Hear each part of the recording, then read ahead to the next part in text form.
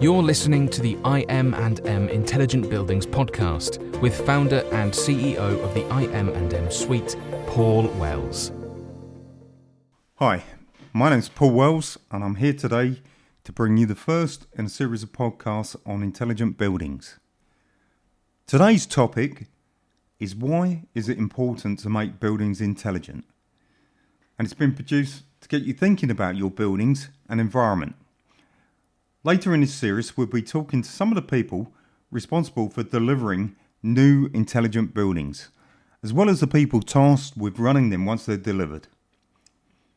Currently, if you speak to 4 different experts, you will probably get 4 different answers on the topic of what makes a building intelligent, as most experts only look at the makeup of the building in the area where they're most comfortable.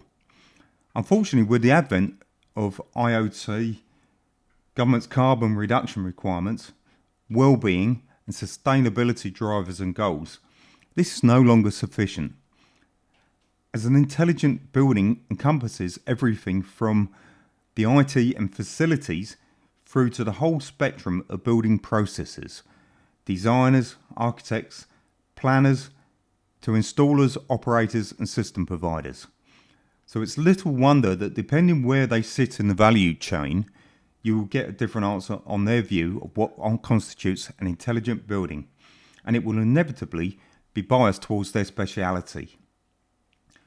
This is where we come in and say that in our view, you need to get a very holistic view of everything before you can even start to think about making a building intelligent.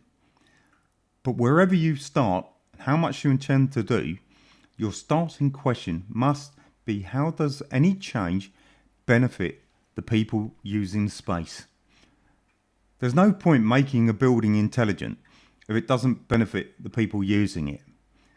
One way I often describe intelligent buildings is as an internal area that is utilised to enhance the well-being of the occupants whilst minimising the energy and environmental impact in a flexible, cost-effective, sustainable way. Well, this is all really good marketing words, but what's it actually mean in reality? Simply put, if you use your building efficiently, you will reduce your costs. You will also improve the efficiency of your building space. Do it really well, and your space becomes agile, meaning that it's easier to change and adapt to your business changing needs. Do it really, really well, and your staff will like to come to work, and you will attract and retain the best talent. People like to work where they feel comfortable. I know I certainly do. Nobody wants to work in rows and rows of desks or in sterile cubicles that stops any creativity or intelligent thought. Most of us spend a lot of time trying to make it home from home by adorning the space with pictures and mementos that remind us of a better place. Surely this tells us something. And as your staff are your most expensive asset, why wouldn't you want to keep them happy? So why is it important to make our buildings intelligent? We all hear and read about saving the planet before it's too late, which is a great ideal and one that we need to think about. But do you know the part the building actually plays in this? For instance, did you know that 40% of all greenhouse gases are produced by buildings whilst they're in use? Yet when we build new buildings, we almost never put any thought into making them carbon neutral, even though this is really the time to do it. Architects, consultants, builders, they all still design and build in the same way as they always have.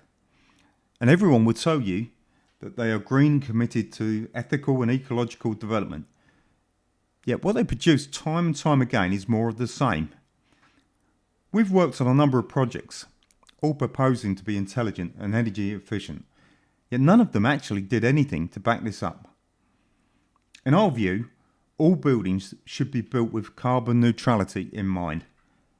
You have to dig out the foundations, and the building is normally built with a 50-year lifespan. So why not install solar panels or a geothermal power plant as part of the install?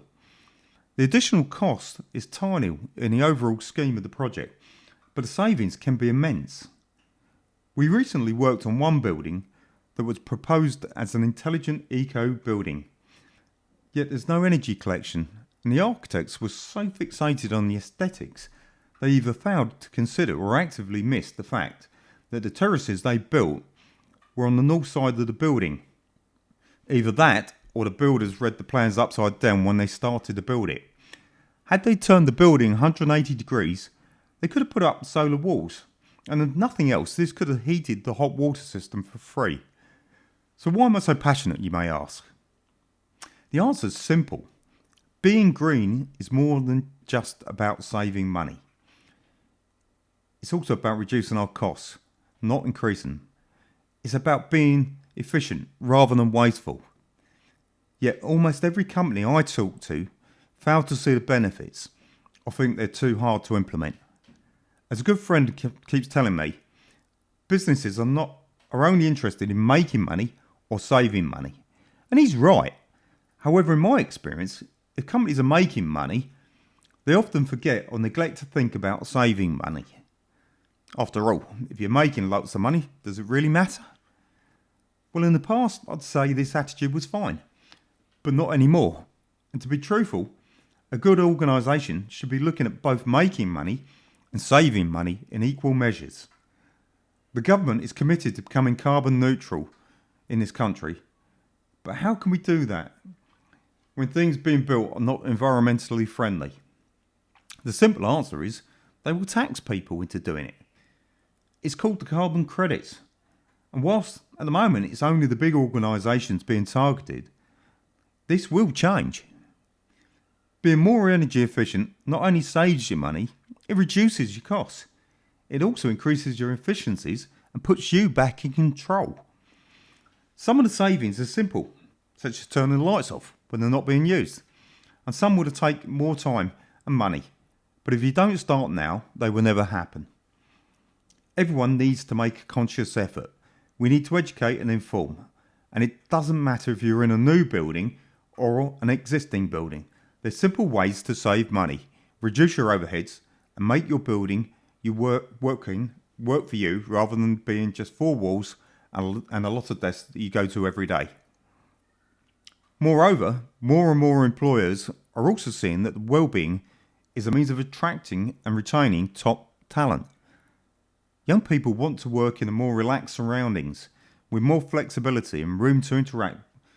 So why not give them the tools to thrive and succeed, rather than restricting and hampering their creative flair? Leading companies are looking at these changes not only as a way of making the environment more agile and attractive, but also as a way of reducing costs. With desks in the City of London costing between £15,000 and £25,000 a year to run, reducing even a few can have considerable benefits to your organisation's running costs. More importantly, we've seen time and time again that changing the environment can definitely have an impact on well-being and people's general happiness at work. As I always say, you spend a lot of time at work, and if you don't enjoy being there or in the surroundings that you are in, there's definitely an impact.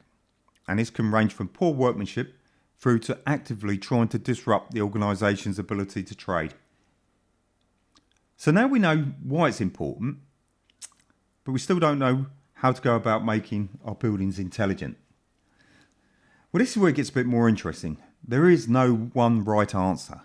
It really depends on the culture and the people in the building. Building intelligent is first and foremost about the people using the space.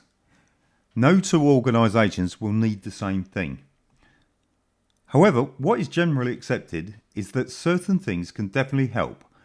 For instance, if it's an older building and the air conditioning or heating doesn't have the ability to be adjusted or zoned correctly, then simply showing where the hot and cold spots are and the free desk is a quick way to allow people to go to the area where they feel most comfortable. It also highlights areas where people don't want to sit, and these can be potentially be repurposed for ad hoc meetings or breakout points. After all, there's never really enough meeting rooms, is there? Checking your energy usage from your bills and comparing it against the actual energy usage is a really good way to tell not only what is using the energy, but it also helps you tell if you can make it more efficient. As stated earlier, turning the lights out when not required. It sounds so obvious, but the number of buildings we go into that have their lights on all the time would amaze you. And this includes buildings that are meant to be energy efficient. Turning down the chillers and running proactive maintenance to extend the life of components. All really easy to do, but yet often neglected or overlooked. There are lots more that can be done, but in this podcast, we're just trying to get you to think about the problems and look at what we need to do as an organisation to save money and enhance your environment. For any of this to work, we recommend a 3-step process, which we call IM&M, or investigate, manage, and then maximise. Investigate to show you what's happening. Manage allows you to look at how it can be improved. And then maximise is all about reducing your costs and increasing your productivity. After all, the bottom line is ultimately to save you money. Now for a word of warning. Before you speak to an organisation about intelligent buildings, ask them how they do it.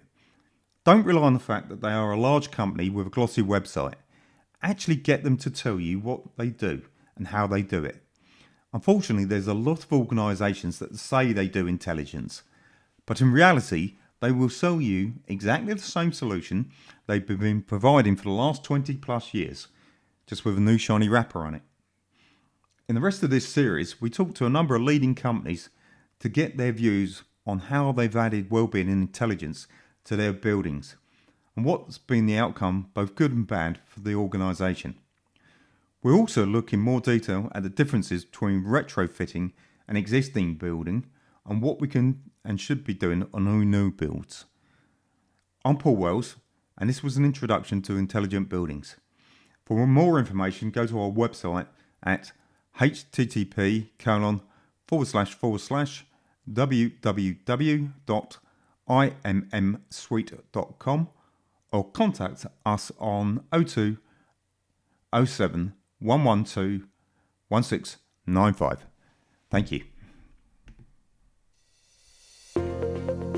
For more information about our intelligent building solutions, visit immsuite.com.